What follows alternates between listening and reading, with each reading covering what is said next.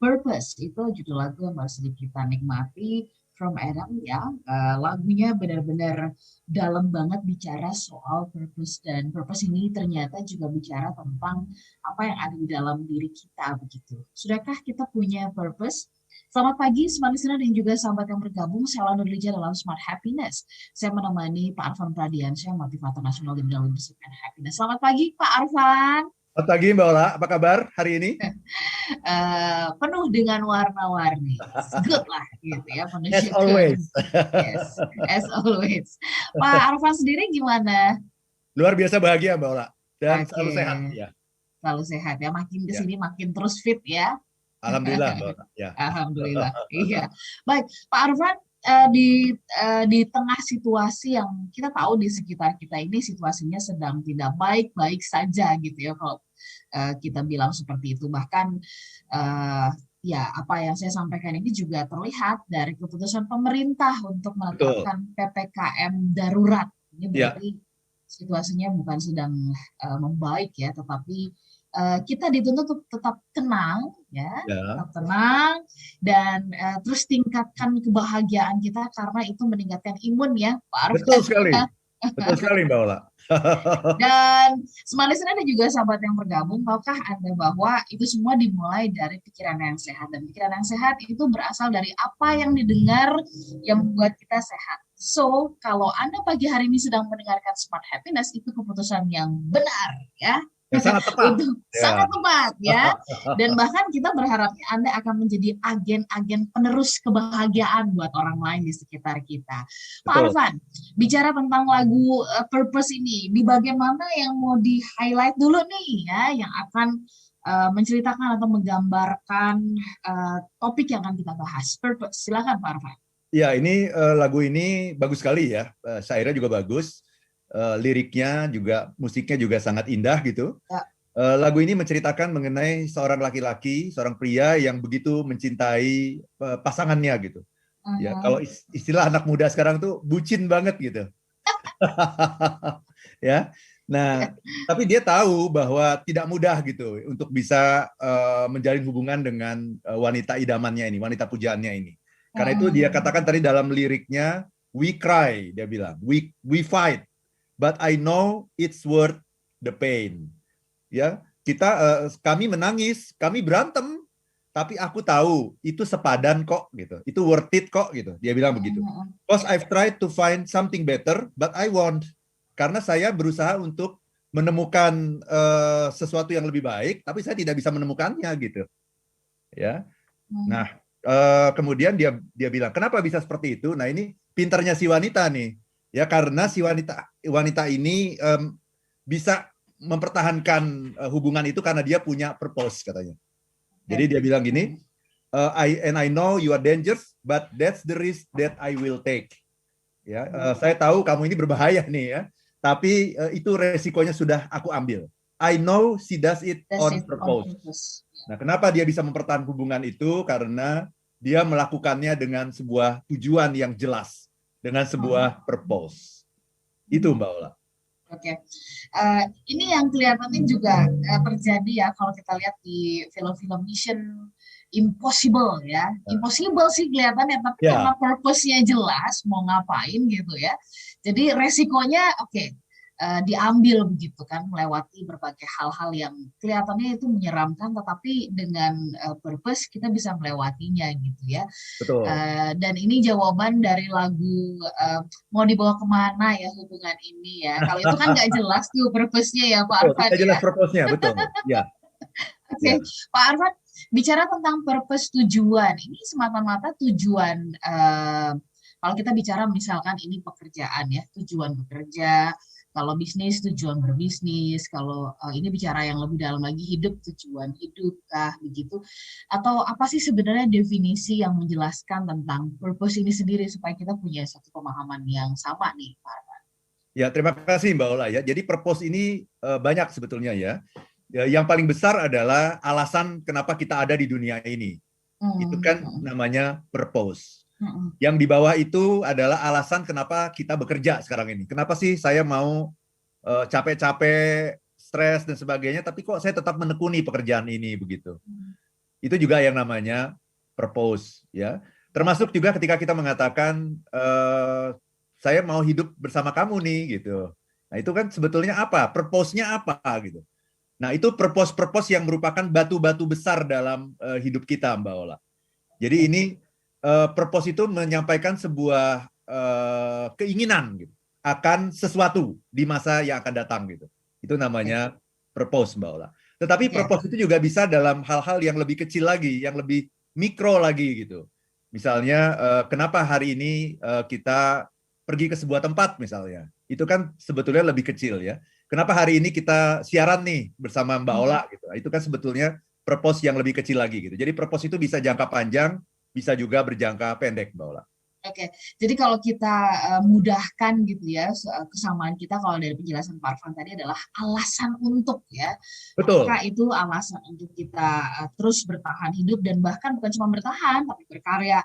Alasan kenapa pagi ini Anda mendengarkan Smart FM. Alasan kenapa Anda misalkan mengkonsumsi multivitamin nih saat-saat ini misalkan. Ada sebuah purpose, betul. Itu ada sebuah purpose ya. Oke, Pak Arfan, apa sih yang membentuk atau mempengaruhi atau faktor yang membuat kita bisa punya purpose ya? Alasan tadi gitu, yang mempengaruhi membuat alasan tadi gitu kan? Apakah karena faktor dari luar sebenarnya, atau sebenarnya itu faktor dari dalam? Nanti kita bahas di sesi berikutnya, ya, Pak Arfan ya. Oke, Smart Listener dan juga sahabat yang bergabung, apa purpose Anda saat ini nih ya, yang mungkin Anda ingin benar-benar capai, sehingga ada alasan besar Anda melakukan sesuatu. Misalnya ya, alasan Anda berinvestasi kah, alasan Anda menabung kah, atau alasan apapun ya. Kami tunggu, Anda bisa sharing ke 0812 11 12 959. Sambil kita jeda, kami nantikan Anda juga bergabung di YouTube channel Smart FM dan terus besarkan rasa bahagia Anda dengan menyimak program kami sampai tuntas nanti. Kami jeda sesaat.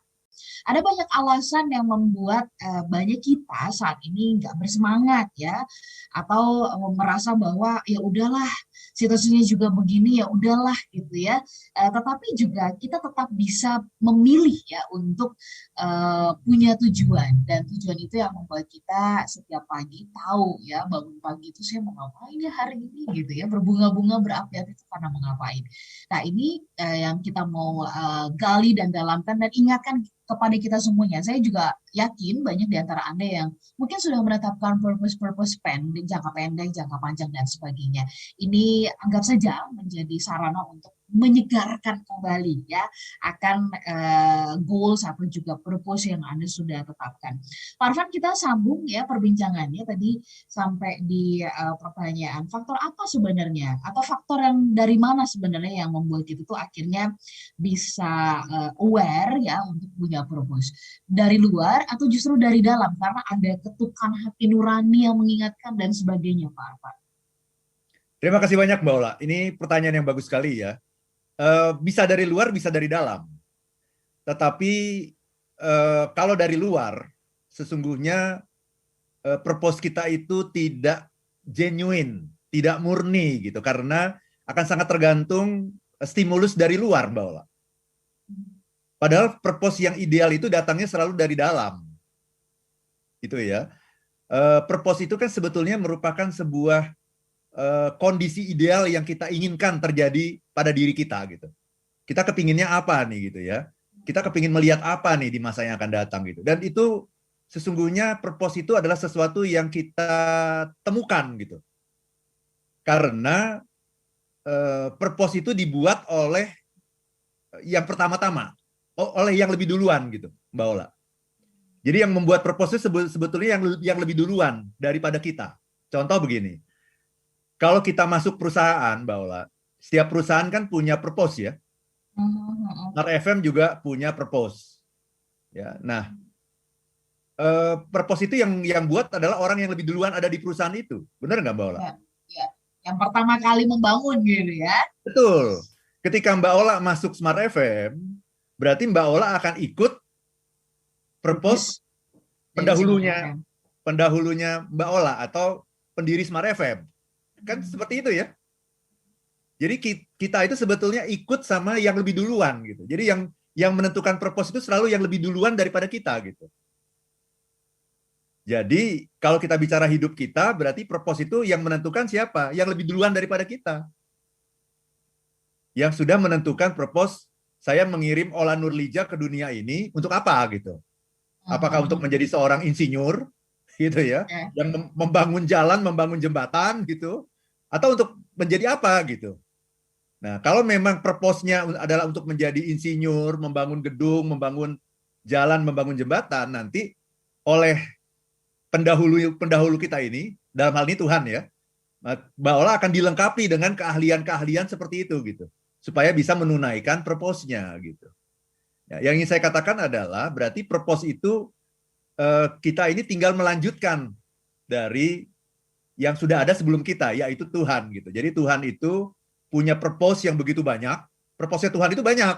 Nah, purpose-nya Tuhan itu banyak. Tetapi kemudian Tuhan berbagi kepada manusia. Ola Nurlija ini purpose-nya.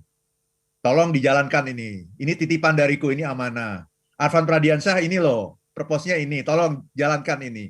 Dan kita dilengkapi dengan kemampuan-kemampuan untuk menjalankan purpose itu gitu. Jadi purpose itu dari mana? Dari dalam. Kita harus menemukan dari dalam diri kita. Hanya menemukan gitu ya, karena itu sudah ada sebetulnya. Tapi kadang-kadang banyak orang yang tidak bisa menemukan. Karena itu wisdom yang paling dalam adalah kenali dirimu. Kenali dirimu. Itu Mbak Ola. Oke. Ini PR ya Pak Arfan ya, karena ini kan penemuan sepanjang hayat ya, kenali diri gitu. Kenyataannya kita akan sangat lebih mudah gitu ya berbicara tentang siapapun di sosial media kayak gitu ya, atau pada saat kita berbincang-bincang misalkan tahu nggak sih ya. gitu. Tapi kalau misalkan disuruh ya dalam waktu yang cepat aja misalkan gitu ya, sebutkan misalkan 5 kelebihan dirimu. Nah, kelebihan kita gitu kan. Ya. Itu lama jawabnya, krik gitu ya. Padahal menemukan kelebihan itu adalah menemukan purpose sebetulnya. Iya. Ya. Nah, itu kalau menurut Bapak hambatannya apa? Apa karena terlalu banyak kita fokusnya kepada arah-arah yang lain, kepada hal-hal yang lain, begitu sehingga kita juga lupa ya untuk mengenali kita nih siapa gitu. Jadi bukan cuma sekedar tahu menyebutkan nama, alamatnya di mana, tapi lebih dalam lagi. Gimana tanggapan Pak Arfa? Ya, karena kita nggak menganggap itu penting. Begitu kita nggak menganggap penting ya udah kita nggak. Kita nggak menganggap penting. Kenapa kita nggak menganggap penting? Karena kita merasa sudah sangat mengenal orang yang paling dekat dengan diri kita gitu. Kan paling dekat. Masa sih saya nggak mengenal? Itu asumsi yang salah. Itu ilusi namanya. Jika kita mengatakan kita sudah mengenal diri kita, itu ilusi. Jadi ada seorang ilmuwan yang mengatakan, ini bagus sekali ya. Dia mengatakan begini. Orang yang tahu segala sesuatu mengenai apa yang terjadi di alam semesta, tetapi tidak tahu sama sekali mengenai apa yang terjadi di dalam dirinya, itu sesungguhnya tidak tahu apa-apa katanya. Karena alam semesta kecil itu juga kita ya Pak Arfan ya. Betul. Nah kita tuh menganggap yang ada di luar kita itu penting. Kita ingin tahu banyak hal gitu. Padahal Tuhan bilang, ya aku ini menitipkan sesuatu kepadamu. Tapi aku nggak menyampaikan gitu. Ya, karena kalau aku menyampaikan langsung, itu kamu sudah berubah jadi nabi atau rasul gitu. Apa bedanya kita sama nabi dan rasul? Kalau nabi dan rasul itu Tuhan menitipkan sesuatu dan Tuhan ngomong, kamu saya titipkan ini nih, sehingga mereka jadi aware, mereka jadi tahu Mbak Ola. Itulah sebabnya disebut nabi atau rasul. Tuhan udah ngomong, kamu saya titipkan kitab ini, kitabnya ini, gitu ya. Misi kamu di dunia ini adalah menyebarkan kebaikan seperti ini. Sudah ada guidance-nya. Itu untungnya yang namanya nabi dan rasul. Nah, kita tidak seperti itu karena kita bukan nabi, bukan rasul. Tapi bukan berarti kita tidak dititipkan amanah. Tapi masalahnya Tuhan tidak ngomong secara langsung. Nah, tapi Tuhan tidak ngomong secara langsung bukan berarti Tuhan tidak ngomong. Tuhan ngomong melalui apa? Dikasihlah kita kelebihan-kelebihan. Talent, bakat, dikasihlah kita passion, apa yang senang kita lakukan gitu. Yang kalau kita lakukan tuh kita lupa waktu gitu. Nah, maka caranya betul, cara sederhananya adalah untuk menemukan purpose kita adalah mulai melihat dari apa yang kita sukai, apa yang membuat kita lupa waktu, apa yang paling ingin kita lakukan di dunia ini, gitu ya. Nah, itu sesungguhnya merupakan tanda ada sesuatu yang dititipkan Tuhan nih yang harus kita temukan, gitu. Itu Mbak Ola. Ya, jadi bagus sekali kalau tadi sudah mulai bertanya, kelebihan aku apa ya? Nah, itu awalnya di situ, betul. Oke. Nah, Pak Arfan, kan seringkali orang suka merasa ya, kayaknya sudah terlambat untuk punya purpose gitu ya, ya karena faktor usia kah gitu ya, atau karena misalnya pendidikannya enak, Pak Arfan ngomong gitu, karena Pak Arfan sekolah, karena Pak Arfan mengenyam pendidikan gitu kan, Ya. jadi kayaknya ngomongnya enteng banget. Apakah purpose itu dibatasi oleh hal-hal yang tadi itu Pak ya, soal waktu, timing, usia, mungkin fasilitas pendidikan yang pernah kita dapat dan sebagainya, atau ya sesungguhnya siapapun dan berapapun usia kita, kita bisa memulai memiliki purpose kita, Pak Arfan. Ya, Silakan. pendidikan tentunya memainkan peranan, Mbak Ola. Ya, pendidikan itu bukan hanya pendidikan formal ya. Talkshow seperti ini juga kan bermakna edukasi ya, yang bisa menyadarkan, iya ya, kok saya nggak pernah nanya ya. Setelah saya dengar Smart Happiness baru kepikiran ya gitu. Jadi pendidikan, kemudian edukasi-edukasi yang kita lakukan itu sesungguhnya membawa pengaruh pada kita untuk mulai menyadari itu. Karena banyak orang yang tidak sadar gitu, Mbak Ola. Tetapi sebetulnya kalau kita selalu berpikir gitu ya, kalau kita selalu berpikir, kita sebetulnya akan menemukan sendiri sih sebetulnya. Ya, zaman dulu juga kan nggak ada pendidikan kan. Kenapa Siddhartha Gautama itu akhirnya bisa menemukan misalnya? Kenapa? Karena dia selalu istilahnya bersemedi gitu. Dia bersemedi, mikir, sebenarnya saya dikirim ke dunia ini untuk apa ya? Nah, gitu kan. Sama, Nabi Muhammad juga seperti itu kan. Setiap tahun itu dia mengungsi ke Gua Hiro. Ngungsi aja di dalam gua itu ngapain? Dia bersemedi, bertafakur, mikir. Kan nggak ada mau belajar dari mana pada zaman seperti itu kan. Ya, jadi itu sebetulnya bisa kita dapatkan kalau kita mau berpikir. Tetapi kita harus sadar bahwa harta terbesar yang dititipkan Tuhan kepada kita itu adalah diri kita gitu. Nah, kita suka nggak sadar sehingga tidak menghargai diri kita. Harta terbesar yang paling indah yang dititipkan Tuhan itu adalah diri kita ini. Dan nanti yang namanya titipan kita pasti dimintai pertanggungjawaban ini. Nah, kalau kita sadar itu, kita akan selalu bertanya ke dalam, menggali ke dalam gitu. Dan ini sebuah perjalanan yang tidak akan ada habisnya sampai akhir hayat, Mbak Ola. Karena saya sendiri hari ini ya bisa menemukan diri saya yang berbeda dengan sebelumnya gitu. Jadi 17 tahun yang lalu, ini kan saya minggu ini baru berulang tahun nih. Ulang tahun ke-17 gitu ya. Ulang tahun ke-17 ILM, Mbak Ola, ya, setiap tanggal 1 Juli. Jadi 17 tahun yang lalu saya menemukan bahwa saya harus jadi motivator nih gitu ya. Tapi kemudian perjalanan semakin kesini semakin tahu motivatornya apa. Kalau dulu pokoknya semua motivasi deh saya. Ternyata enggak gitu. Oh, saya baru tahu saya itu cocoknya leadership dan happiness gitu. Makin kesini makin fokus lagi. Oh, leadershipnya juga yang terkait dengan perubahan mindset, perubahan paradigma. Jadi lebih fokus lagi. Semakin lama kita itu menjadi makin spesialis, Mbak Ola. Nanti mungkin 2-3 tahun lagi saya akan menemukan diri saya yang lebih spesialis lagi, apalagi gitu. Ya. Itu Mbak Ola. Jadi purpose itu tidak pernah final. Purpose itu selalu berproses terus gitu. Dan sampai semakin lama mestinya dia akan semakin fokus gitu. Gitu Mbak Ola. Waktunya tersedia gitu ya, begitu luasnya sampai kemudian kita dinyatakan selesai gitu ya Pak Arfan ya. Iya. Oleh sang pemilik kehidupan ya. Oke. Baik, setelah ini kita tanya apa yang seringkali membuat atau faktor penghambat kita meraih tujuan itu atau purpose itu ya. Kita bahas. Nah, kita nanti sambung, kita bahas nanti di sesi berikutnya. Smart Listener tetap bersama kami dan kami tunggu tanggapan dari Anda. Kirimnya ke 0812 11 12 959.